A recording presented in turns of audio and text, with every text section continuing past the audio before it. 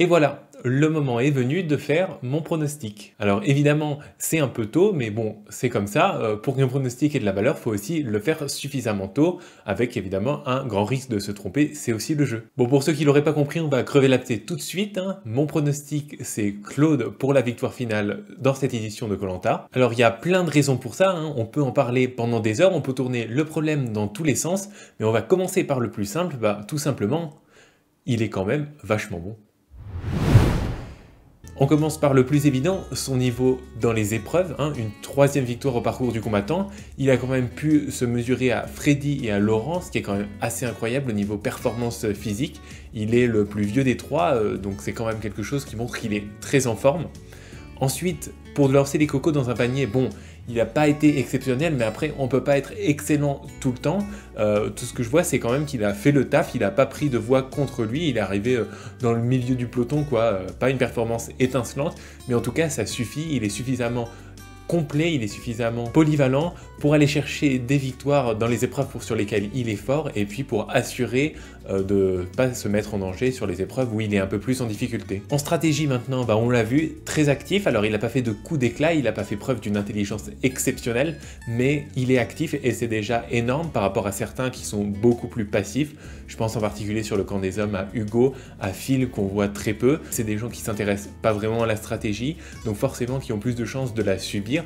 Claude, il essaye d'être au courant, il va discuter avec les uns et les autres, comme ça il a des infos, il peut réfléchir, il peut voir le danger venir si danger il y a, enfin bref, il est dans la bonne dynamique. En termes de social, on est aussi sur du très bon. Alors, c'est du social à la Claude, c'est pas quelqu'un de très gentil par nature, mais il a une certaine éthique de jeu, il le montre, il le dit, il affiche sa façon de voter, et c'est quelque chose qui plaît. C'est quelque chose qui plaît aux autres, et c'est ça le social, c'est plaire aux autres pour qu'ils vous gardent. Et bien quand Claude dit par exemple, voilà Patrick, t'as été 4e au parcours du combattant, moi c'est quelque chose que je prends en compte, c'est quelque chose que les autres aventuriers aiment beaucoup, et c'est une raison pour laquelle ils vont le garder avec eux. Et enfin pour terminer avec le 4e S des 4 S de Freddy, la survie.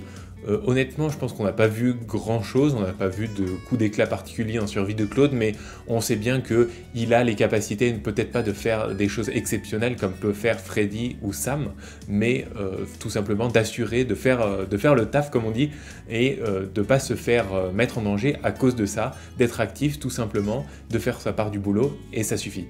Bon maintenant, attaquons-nous à un problème un peu plus fin. Claude, certes, est bon, mais c'est pas ça qui fait qu'il va gagner. C'est surtout qu'il est dans une autre catégorie.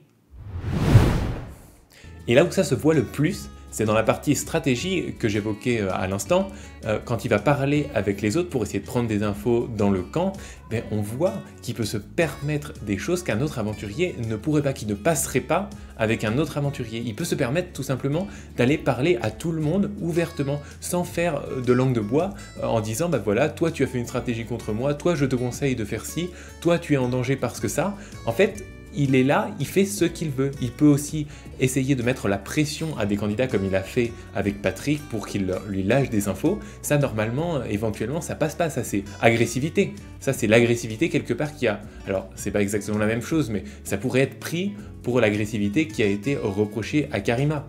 Sauf que, bon, lui, il fait ça avec Patrick. Il sait que c'est un autre caractère et il sait qu'avec Patrick ça peut passer, Patrick lui en voudra pas de faire ça, donc c'est différent.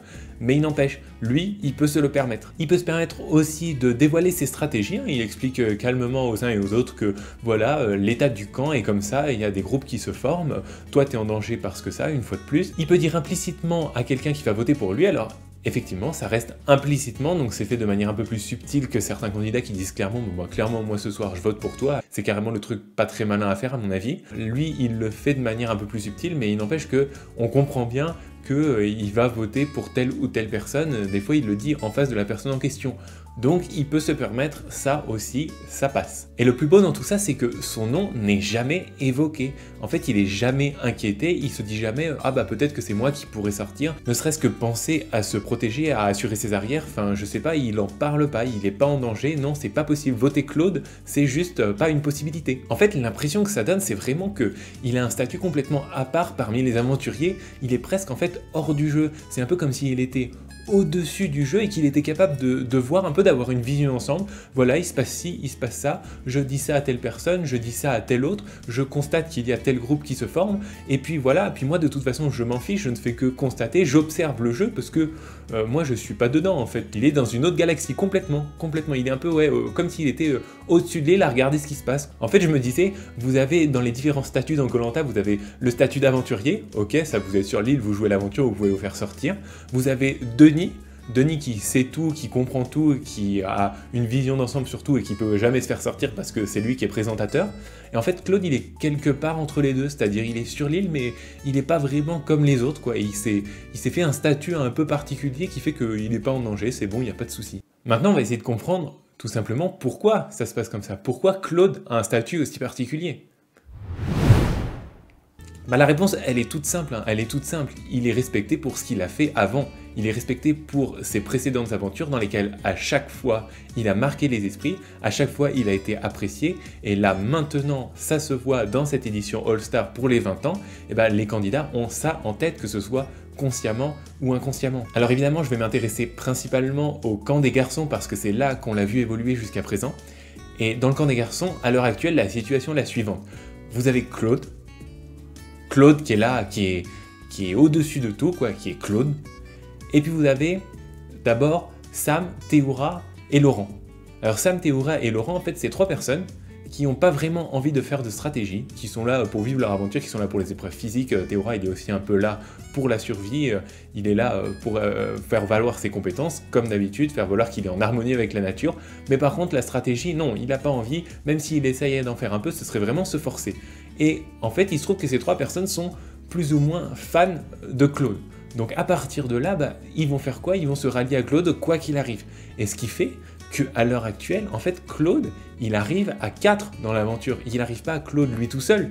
Il arrive avec 4 personnes. Alors évidemment, ça s'est fait naturellement. Je suis pas en train de dire qu'ils ont fait des alliances avant l'émission, non, pas du tout. Je suis pas complotiste. C'est quelque chose qui se fait naturellement parce que Claude a un certain passif et il est respecté pour ça. Et donc à l'heure actuelle, voilà, Claude arrive avec une alliance d'office de 4 hyper soudée, hyper fidèle, sans avoir rien fait. Forcément, dans Koh-Lanta, c'est un avantage énorme. Déjà qu'il y en a qui ont du mal, ils font un binôme et ils se font trahir. Alors là, avoir 4 personnes, enfin 3 personnes qui sont complètement dévoués à ton alliance, mais c'est royal. Et puis ensuite, vous avez les autres garçons, des gens comme Maxime, comme Phil, comme Namadia. Alors Namadia, je sais pas, je le connais pas bien, donc je saurais pas trop dire, mais en tout cas Maxime et Phil, c'est des gens pareils qui s'en foutent un peu de la stratégie. Alors eux, ils sont pas super fans de Claude, mais comme ils ont pas vraiment envie de faire des stratégies, hein, Maxime on l'a vu, lui ce qui compte c'est son éthique de jeu, sa façon de jouer en fonction des valeurs qui lui ont été transmises par ses parents. C'est sûr que question stratégie, on va être un peu limité du coup, hein, si tu te limites à ce que tu as le droit de faire dans la vraie vie dans Koh-Lanta, c'est sûr que tu vas pas pouvoir te permettre grand chose. Donc à partir de là, il s'en fout, mais par défaut, autant rejoindre le camp Claude, qui est de base super fort. Donc tant qu'à faire, voilà, autant pas faire compliqué. Et ce qui fait que quand Patrick arrive avec une stratégie, en fait, il y a personne, quoi. Il y a vraiment personne pour être réceptif à ce genre de choses, parce que vous avez ou ceux qui sont hyper fans de Claude, ou ceux qui s'en foutent de la stratégie, qui n'ont pas envie d'en faire, et qui par défaut vont se rallier à Claude. Donc à partir de là, c'est sûr que c'est voie royale quoi pour lui. Et en plus, l'ambiance est un peu différente de l'île des héros. Dans l'île des héros, il y avait cette notion que, ok, super, c'est des héros, on les respecte, mais d'un autre côté, nous aussi, nous on est des petits nouveaux, on a envie d'avoir notre chance, on a envie qu'on nous respecte, on a envie de faire nos preuves, on a envie de montrer de quoi on est capable, et donc, les héros, ok, ils sont super, voilà, on est content d'être avec eux, c'est vraiment un super défi, mais d'un autre côté, voilà, si on peut les dégager pour se tailler la part du lion, on va dire, dans cette aventure, tant mieux, on va le faire, on va pas hésiter.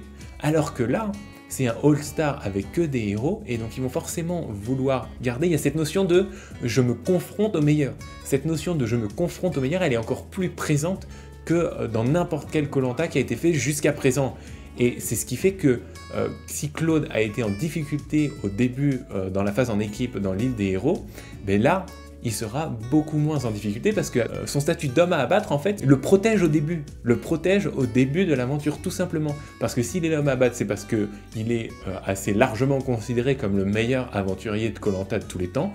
Même si, voilà, on peut discuter, hein. Attention, attention, je ne prends pas position là-dessus. Et du coup, dans le koh-lanta des 20 ans, dans le koh-lanta La Légende, alors si vous sortez Claude dès le début, franchement c'est nul, faut surtout pas faire ça. Faut surtout pas faire ça parce que vous avez éliminé dès le début la personne largement considérée comme la plus dangereuse. Donc ça veut dire que vous avez éliminé la plus grosse difficulté dès le début, en fait, ça veut dire que vous avez peur de vous mesurer à plus fort que vous. Donc surtout, je ne veux pas, en tant que légende des 20 ans, qu'on pense ça de moi, donc surtout, je me garde bien d'éliminer Claude pour pouvoir l'éliminer à la fin où ce sera bien plus glorieux, on va dire. Bref, tout ça pour dire que mon pronostic pour la victoire finale, c'est Claude, parce que tout simplement, je ne vois absolument pas comment il pourrait se faire éliminer. Je vois pas par quel miracle, en fait, pourrait y avoir un groupe de personnes qui décideraient conjointement à voter Claude. Pour moi, c'est pas possible avec ce qu'on a vu jusqu'à présent. Alors en fait, si. Je vois une possibilité. Ah bon, après, ça se passera pas, hein. Ça se passera pas. Si que les fans de Claude se rassurent, ça n'arrivera pas. Mais moi, ça me ferait vraiment triper que ça se passe. Ce serait que la répartition en équipe de couleurs, là, qui va se produire lors du prochain épisode, soit, par le plus grand des hasards, complètement défavorable à Claude. Voilà, ça pourrait se produire que même dans une émission où il y a quand même déjà pas mal de gens qui sont de facto acquis à sa cause, eh ben, là, la répartition en équipe fait qu'il se retrouve avec quasiment aucune de ces personnes dans son équipe. Et là, pourrait y avoir un truc hyper surprenant, c'est-à-dire une élimination de Claude dans la phase en équipe. Ce serait complètement aberrant parce que dans la phase en équipe, il faut être fort en épreuve. Claude, comme je l'ai dit au début, est super fort en épreuve, donc ce serait vraiment le dernier des trucs à faire de faire ça. Le truc le plus illogique en fait, le truc le plus surprenant, mais c'est justement pour ça en fait que c'est la seule chance de l'éliminer, parce que c'est là où il s'y attendra absolument pas, c'est là où s'il a un collier, il le jouera pas, c'est là aussi il peut faire des contre-alliances, il peut aller chercher des infos à droite à gauche, il le fera pas parce qu'il sera a priori en surconfiance du fait de ses performances dans les épreuves. S'il se retrouve dans une équipe avec assez peu de gens qui sont ses fans inconditionnels, eh ben, il est tout à fait possible que, ayant une vue sur le futur, on va dire, ils aient en tête de l'éliminer, de voter complètement contre le cours du jeu, contre la logique primaire de koh-lanta qui veut que dans une phase en équipe, vous gardez les meilleurs. Et ben non, nous on est dans la phase en équipe, on élimine les meilleurs parce qu'on voit loin, et on surprend tout le monde, on prend tout le monde de court, on prend complètement le jeu à contre-pied en prenant une telle décision. Je suis convaincu que ça ne se produira pas, mais en tout cas si ça se produit pas, à ce moment-là, Claude a voie royale jusqu'à la victoire en fait.